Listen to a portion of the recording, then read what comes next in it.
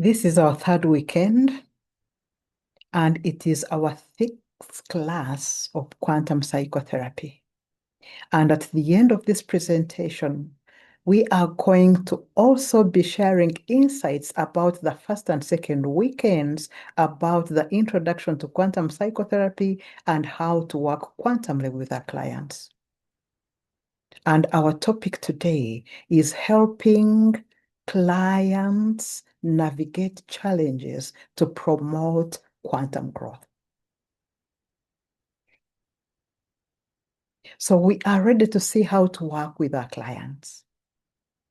We've seen how to assess, how to make a treatment plan, and how to fill in an intake form. So the aim is not only to provide a conducive environment within which clients can heal their body, mind, and spirit. It is also to mentor them as they grow and transform. And quantum personal growth is required for our clients to be able to maintain their holistic energetic health. And navigating challenges and promoting personal quantum growth requires a fundamental shift in mindset, moving from a linear Newtonian worldview to a quantum-based approach that embraces uncertainty, potential, and transformation. So personal quantum growth involves shattering old limiting belief systems to unlock unprecedented levels of awareness, resilience, and personal growth. And to achieve nonlinear growth, a shift from incremental, effort-based progress to strategic leaps that redefines one baseline capability is required.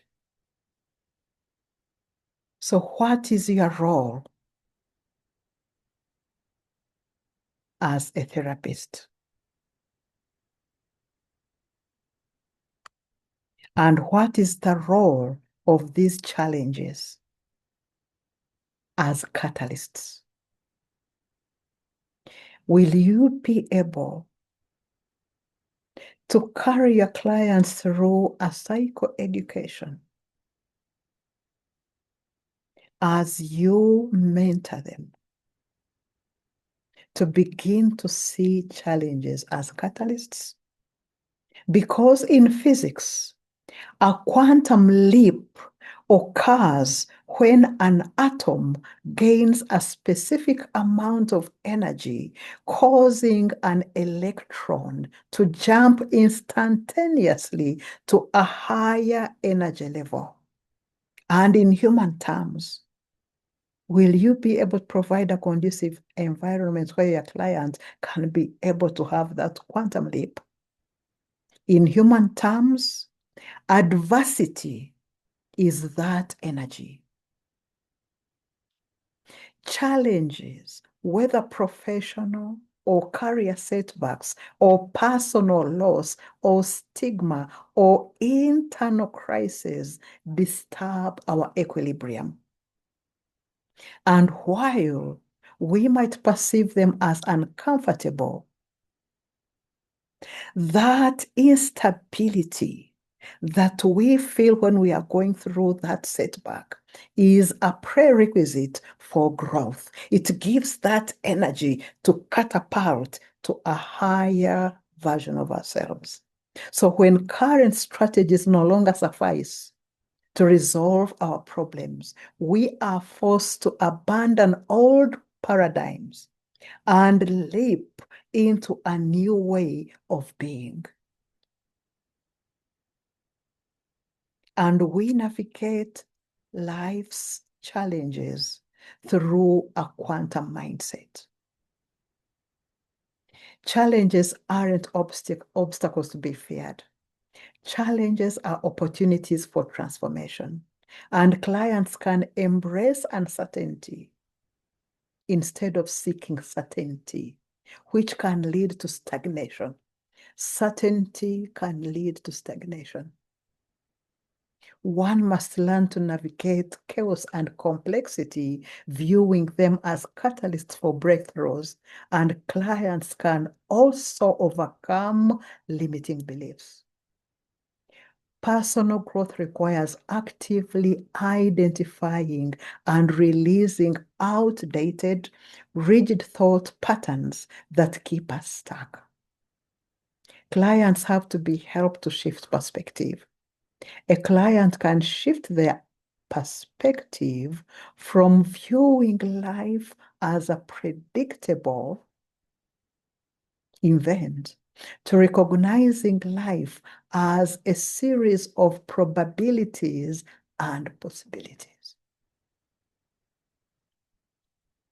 Right now, can you see your life unfold before you as a series of probabilities and possibilities, no matter what it is you are going through?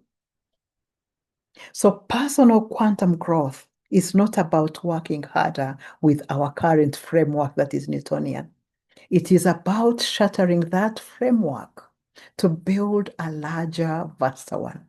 And by viewing challenges not as obstacles, but as the kinetic energy required for a breakthrough, we can navigate life's difficulties with a sense of purpose, turning every crisis into a leap, into a quantum leap towards a more expansive version of ourselves. So promoting personal quantum growth implies a leap in evolution rather than a slow incremental change that we are used to as we work in the traditional psychotherapy that we've been used to. So clients have to be mentored to have intentionality followed by action. So consistently aligning daily actions with our highest future self facilitates a rapid personal transformation. And this also goes for our clients. And our clients can be given homework after sessions to track their growth using a quantum leap growth journal that can help track awareness, track frequency, and signs of personal transformation. And they have to build emotional and mental resilience to withstand volatility and thrive by adopting a proactive growth-oriented approach. And this is what it means to cultivate a new worldview, and it is essential. So adopting a quantum perspective encourages embracing new possibilities, improving how the clients think, live, and relate to others. Recognizing and embracing the interconnectedness of the client's actions and thoughts can lead to higher levels of personal mastery and self-awareness. So applying these principles, clients can navigate personal challenges more efficiently and foster a life of continuous accelerated growth. So how do we navigate the transition? Navigating these shifts requires more than just resilience. It requires intentionality. To facilitate a quantum leap, one must move through these three distinct phases. And the first phase is dissonance. And dissonance means acknowledging that the old version of you is no longer compatible with your current reality that you are aspiring towards. And two, surrender. Letting go of the need for linear certainty. Quantum growth often feels like free falling, because the destination isn't visible until you arrive. So that uncertainty, we need to embrace it and let go and surrender certainty. And third, integration. And this requires solidifying the new perspective so that it becomes the new baseline for our life, a new way of thinking, a new way of living, and a new way of being and acting. So navigating challenging situations and promoting quantum growth requires a thoughtful, intentional approach. And here are some strategies to consider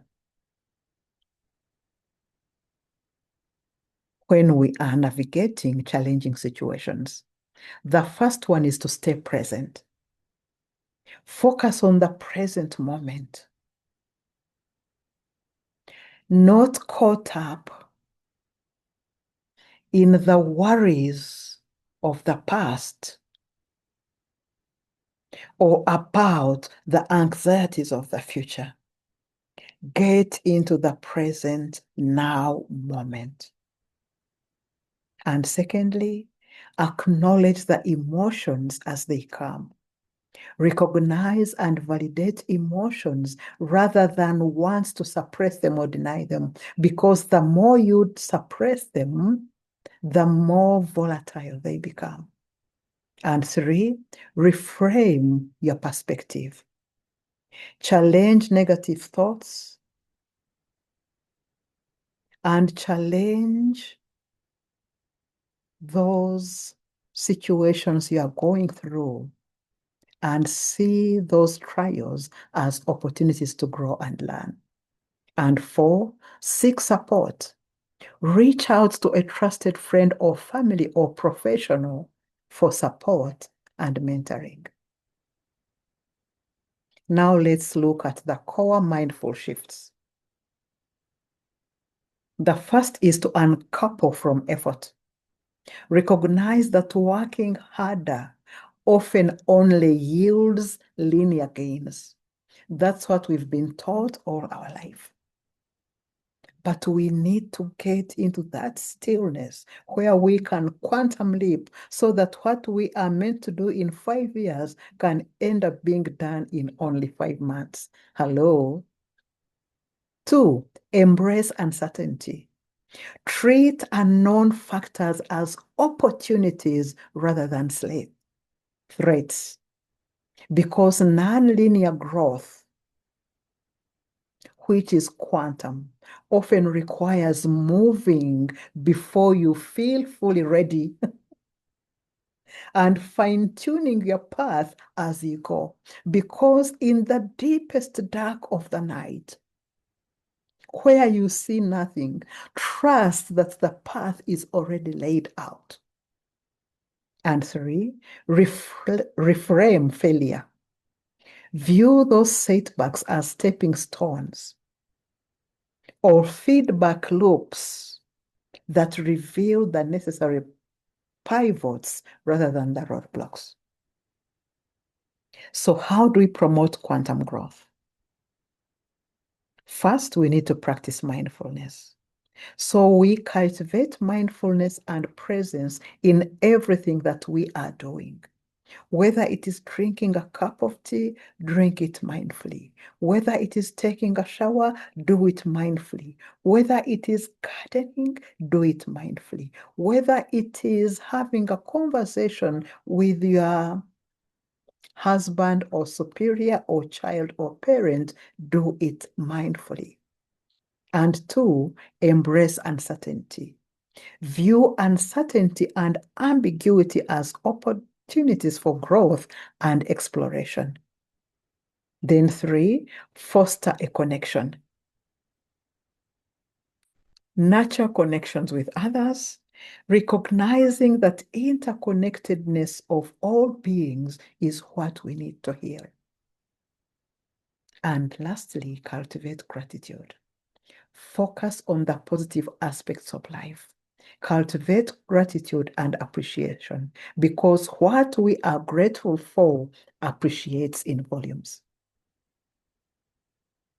So we have seen that the quantum growth strategies are meditation and reflection,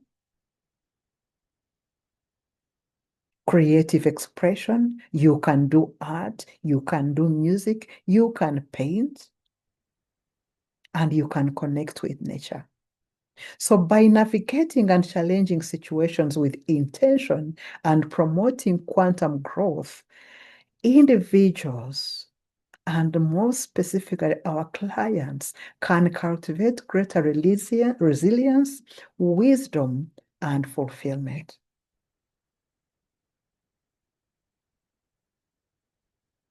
Now let's get deeper into the connection between consciousness and intention so that we can explore the power of intention and how it relates to our consciousness. So the relationship between quantum consciousness, which is our quantum mind, and intention draws on observer effect. What we observe, we change its behavior. What are we intending to observe so that we can change its behavior? Observation influences reality, and quantum entanglement suggests a universal interconnectedness that might explain phenomena like collective consciousness. So, intention is seen as a form of conscious influence that could potentially impact both our biological system, our health of ourselves, and the physical world around us to influence our situations, events, circumstances, and places so that we can recreate the desire we desire from the field. However, being able to create from the field requires a level of growth beyond the desires of the ego. And most people misunderstand the concept of creating a reality. We think creating our reality is about thinking those thoughts that we want. I want love. I want a car. I want a house. I want money. And we think that by thinking them, we attract them to us. This is the kindergarten level of understanding. It may be useful for some people, but it won't get them to create what they need from the quantum field. The real creation of a reality that we want is about resonance. And resonance means that we have to be able to elevate and evolve our level of awareness and consciousness if we are to reconstruct our reality. Our prayers cannot be answered when we are still living in fear that is heavy down here. But when we graduate to higher vibrational emotions of gratitude, love, and peace, that is what we become. And we draw to ourselves what we have become, and that's what resonance is. So we have to elevate and evolve our level of consciousness to reconstruct our reality. When we evolve our consciousness, we begin sending out creative signals into the field. And whatever resonates with that new consciousness that we are at, that we have become, comes to us. It has no choice but to come to us because it is drawn by what we have become. Ultimately, it's not about acquiring things. Creating our reality is not about acquiring things. It is about becoming the best and the grandest and greatest versions of ourselves, a shifting from doing to being. We are human beings, not human doings. And being means that everything else in our lives becomes secondary. It takes the back seat. When we start living, thinking, and acting differently, and make being the core of who we are, it will almost seem as if life becomes magical. It will be like our life is in flow. Synchronicities and coincidences start showing up, and we get the right people and the right opportunities. And we are able to influence things and events as they enter our lives. And our physical appearance will change. And our physical body will change. And not only will the outside world change, our inner world will change as well. So let's look at the key concepts linking quantum physics, consciousness, and intention. And this is a summary of what we've seen so far. So linking quantum physics and consciousness and intention involves exploring how the fundamental laws of the universe might interact with the human mind, which is consciousness, and focused intention, that observer effect, that which you want to collapse, interacts with the quantum field to influence the collapse of possibility into a particular reality that you want manifested. Remember, if we can conceive it in our mind, that is intention. We can touch it with our hands. That is physical manifestation in our physical world. Because creation happens first in the field, which is in the unseen realm. And when we become that which resonates with what we are wanting to collapse into reality, bang, what was created into the unseen realm flows into our hands and we can touch it. Allow me to blow your mind today. There is this term, which is the highest level of evolution of consciousness. When we are still in fear, down here, we are still in the survival consciousness. And when we get to the highest, that is known as oneness consciousness, that is known as love consciousness. Some schools know it and have come to understand it as Christ consciousness, as the destination of the perfect quantum growth and transformation. And this Christ consciousness or oneness consciousness is understood as the internal realization of the kingdom of heaven, the kingdom of oneness, the kingdom of love within us, rather than just a future external or distant event. And Christ consciousness or unity consciousness or love consciousness is often described as the mind of Christ. And Christ is not a name of any person. Christ is a level of enlightenment. Call it the enlightened one. It is a state of awareness where an individual realizes their oneness with the divine and all of creation. And this Christ consciousness or unity consciousness is a spiritual concept referring to an elevated, enlightened state of awareness, often called unity consciousness or Christ consciousness. So, where individuals recognize their divine nature, their oneness with God, and connection to all life.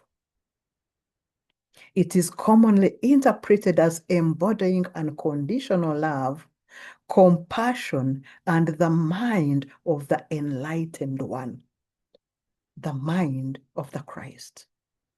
Unity consciousness is viewed as seeing the divine in every person and all existence, moving beyond ego-driven or reactive living. So Christ consciousness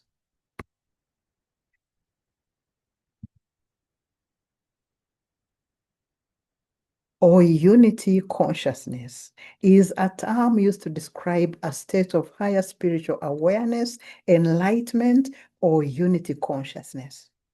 And unity consciousness is the awareness that everything in existence is an expression of the Creator God.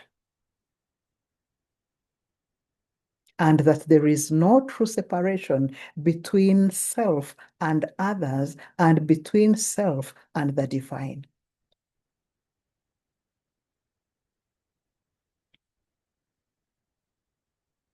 As counselors, as therapists, as quantum psychotherapists, as ministers in whatever ministry that we are serving, are we embodied in Christ consciousness?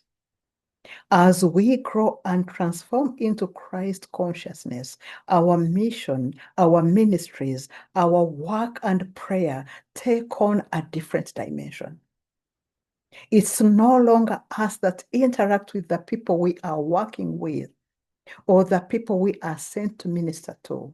It is the likeness of the enlightened one within us, the Christ, that accompanies us wherever we go to serve humanity.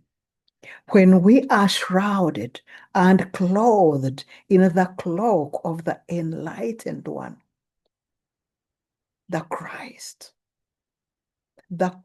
divine energy clothes us in his likeness, in its likeness throughout our work in every day of our encounter with the people we serve.